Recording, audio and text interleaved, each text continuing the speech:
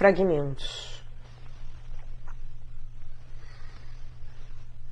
Os cavalos que me conduzem levarão-me tão longe quanto meu coração poderia desejar, pois as deusas guiaram-me através de todas as cidades pelo caminho famoso que conduz o homem que sabe. Por este caminho fui levado, pois por ele me conduziam os prudentes cavalos que puxavam meu carro, e as moças indicavam o caminho. O eixo, incandescendo-se na massa, pois em ambos os lados era movido pelas rodas gigantes, emitia sons estridentes de flauta, quando as filhas do sol, abandonando as moradas da noite, corriam à luz, rejeitando com as mãos os véus que lhes cobriam as cabeças. Lá estão as portas que abrem sobre os caminhos da noite e do dia, entre a verga, ao alto e embaixo, uma soleira de pedra. As portas mesmas, as etéreas, são de grandes batentes. A justiça, deusa dos muito rigores, detém as chaves de duplo uso. A ela falam com doces palavras as moças, persuadindo-a habilmente a abrir-lhes os ferrolhos trancados. As portas abriram largamente, girando em sentido oposto os seus batentes guarnecidos de bronze, ajustados em cavilhas e chavetas, e através das portas, sobre o grande caminho, as moças guiavam o carro e os cavalos. A deusa acolheu-me afável, tomou-me à direita em sua mão e dirigiu-me a palavra nestes termos: ó jovem, a ti, acompanhado por aurigas imortais, a ti, conduzido por estes cavalos à nossa morada, eu saúdo. Não foi um mau destino que te colocou sobre este caminho, longe das sendas mortais, mas a justiça e o direito. Pois deves saber tudo, tanto o coração inabalável da verdade bem redonda, como as opiniões dos mortais, em que não há certeza. Contudo, também isto aprenderás: como a diversidade das aparências deve revelar uma presença que merece ser recebida, penetrando tudo totalmente. Segundo, e agora vou falar, e tu escuta as minhas palavras e guarda-as bem, pois vou dizer-te dos únicos caminhos da investigação concebíveis. O primeiro diz que o ser é o que o não ser não é. Este é o caminho da convicção, pois conduz à verdade. O segundo, que não é, é, e que o não ser é necessário. Esta via, digo-te, é imperscrutável, pois não podes conhecer aquilo que não é. Isto é impossível, nem expressá-lo em palavra. Terceiro, pois pensar e ser é o mesmo. Quarto, contempla como, pelo espírito, o ausente com certeza se torna presente, pois ele não separa o ser de sua conexão ao ser, nem para desmembrar-se em uma dispersão universal e total segundo a sua ordem, nem para reunir-se. Quinto, pouco me importa por onde eu comece, pois para lá sempre voltarei novamente. Sexto, necessário é dizer e pensar que só o ser é, pois o ser é, e o nada, ao contrário, nada é, afirmação que bem deves considerar.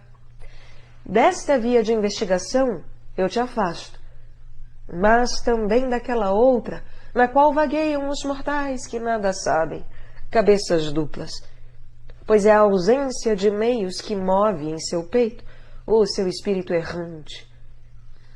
Deixam-se levar, surdos e cegos, mentes obtusas, massa indecisa, para a qual o ser e o não ser é considerado o mesmo e não o mesmo, e para a qual, em tudo, há uma via contraditória.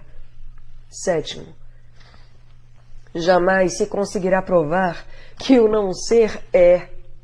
Afasta, portanto, o teu pensamento desta via de investigação e nem te deixes arrastar a ela pela múltipla experiência do hábito, nem governar pelo olho sem visão, pelo ouvido ensurdecedor ou pela língua. Mas com a razão decide da muita controvertida tese que te revelou minha palavra. 8º. Resta-nos assim um único caminho. O ser é. Neste caminho há grande número de indícios. Não sendo gerado, é também imperecível. Possui com efeito uma estrutura inteira, inabalável e sem meta. Jamais foi nem será, pois é, no instante presente, todo inteiro, uno, contínuo. Que geração se lhe poderia encontrar? Como? De onde cresceria? Não te permitirei dizer, nem pensar o seu crescer do não ser, pois não é possível dizer nem pensar que o não ser é. Se viesse do nada, qual necessidade teria provocado o seu surgimento mais cedo ou mais tarde? Assim, pois, é necessário ser absolutamente ou não ser. Assim, pois, é necessário ser absolutamente ou não ser. E jamais a força da convicção concederá que do não ser possa surgir outra coisa. Por isto, a deusa da justiça não admite, por um afrouxamento de suas cadeias, que nasça ou que pereça, mas mantém-no firme. A decisão sobre este ponto recai sobre a seguinte afirmativa: ou é, ou não é. Decidida está, portanto, a necessidade de abandonar o primeiro caminho, impensável e inominável. Não é o caminho da verdade. O outro, ao contrário, é presença e verdade. Como poderia perecer o que é? Como poderia ser gerado? Pois se gerado, não é. E também não é se dever existir algum dia. Assim, o gerar se apaga e o perecimento se esquece. Também não é divisível, pois é completamente idêntico. E não poderia ser acrescido, o que impediria a sua coesão, nem diminuído. Muito mais é pleno de ser. Por isto, é todo contínuo, porque o ser é contíguo ao ser. Por outro lado, imóvel nos limites de seus poderosos liames, é sem começo e sem fim, pois geração e destruição foram afastadas para longe, repudiadas pela verdadeira convicção. Permanecendo idêntico e em um mesmo estado, descansa em si próprio, sempre imutavelmente fixo e no mesmo lugar. Pois a poderosa necessidade o mantém nos liames de seus limites, que o cercam por todos os lados, porque o ser deve ter um limite. Com efeito, nada lhe falta. Fosse sem limite, faltar-lhe-ia tudo. O mesmo é pensar e o pensamento de que o ser é, pois jamais encontrarás o pensamento sem o ser, no qual é expressado. Nada é, e nada poderá ser fora do ser, pois Moira o encadeou de tal modo que seja completo e imóvel. Em consequência, será apenas nome tudo o que os mortais designaram, persuadidos de que fosse verdade. Geração e morte, ser e não ser, mudança de lugar e modificação do brilho das cores. Porque dotado de um último limite, é completo em todos os lados, comparável à massa de uma esfera bem redonda, equilibrada desde seu centro em todas as direções. Não poderia ser maior ou menor aqui ou ali, pois nada poderia impedi-lo de ser homogêneo. Nem aquilo que é, não é tal que possa ter aqui mais ser do que lá. porque é completamente íntegro, igual a si mesmo em todas as partes, encontra-se de maneira idêntica em seus limites. Com isto ponho fim ao discurso digno de fé que te dirijo e às minhas reflexões sobre a verdade, e a partir deste ponto, aprende a conhecer as opiniões dos mortais, escutando a ordem enganadora de minhas palavras. Eles convieram em nomear duas formas, uma das quais não deveria sê-lo. Neste ponto enganaram-se. Separaram, opondo-as às formas, atribuindo-lhes sinais que as divorciam umas das outras. De um lado, o fogo etéreo da chama, suave e muito leve, idêntico a si mesmo em todas as partes, mas não idêntico ao outro. E de outro lado, esta outra que tomaram em si mesma, a noite obscura, pesada e espessa estrutura. Participo-te toda esta ordem aparente do mundo, a fim de que não te deixes vencer pelo pensamento de nenhum mortal. Nono, após terem sido todas as coisas denominadas luz e noite, e aquilo que está de acordo com a sua força ter sido atribuído como nome a todas as coisas, tudo, concomitantemente, está pleno de luz e de noite invisível, uma e outra em igualdade, pois nada existe que não participe de um e de outro. 10º, conhecerás a essência do éter e todas as constelações no éter, e a ação consumidora dos puros e límpidos raios do sol, e de onde provém, e aprenderás a circulação e a essência da lua arredondada. Conhecerás também o céu circundante, de onde surgiu e como a necessidade que o dirige o constrange a manter os limites dos astros. 11º, como a terra e o sol e a lua e o éter universal e a celeste Via Láctea e o Olimpo mais extremo e também como a cálida força das estrelas começaram a existir. 12º, os anéis mais estreitos estão cheios de fogo sem mistura. Os anéis mais estreitos estão cheios de fogo sem mistura.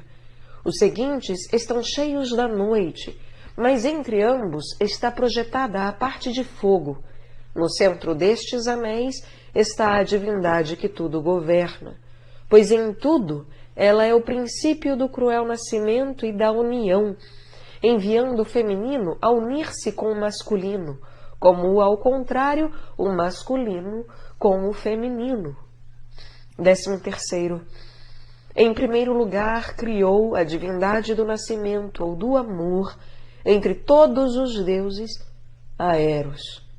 14º, a lua, brilhante durante a noite, luz estranha errante em torno da terra. 15º, a lua, sempre olhando para os raios do sol. 15º, a terra, enraizada na água. 16º, assim como cada um detém uma mistura própria ao movimento pródigo de seus membros, assim o espírito se apresenta no homem. Pois é em cada um e em todos os homens aquilo que pensa, as propriedades internas dos membros, e o pensamento predomina. 17º, à direita os moços, à esquerda as moças. 18º, quando mulher e homem misturam as sementes do amor, a força, quando em equilíbrio, forma nas veias de sangues diferentes corpos bem constituídos, mas se ao se misturarem as sementes, as forças permanecem em luta e não produzem uma união no corpo que resulte da mistura, afligirão funestamente a vida nascente por duplicidade de sexo. Quando homem e mulher, mulher e homem misturam as sementes do amor, a força, quando em equilíbrio, forma nas veias de sangues diferentes corpos bem constituídos. Mas se, ao misturarem-se as sementes, as forças permanecem em luta e não produzem uma união no corpo que resulte da mistura, afligirão funestamente a vida nascente por duplicidade de sexo. 19.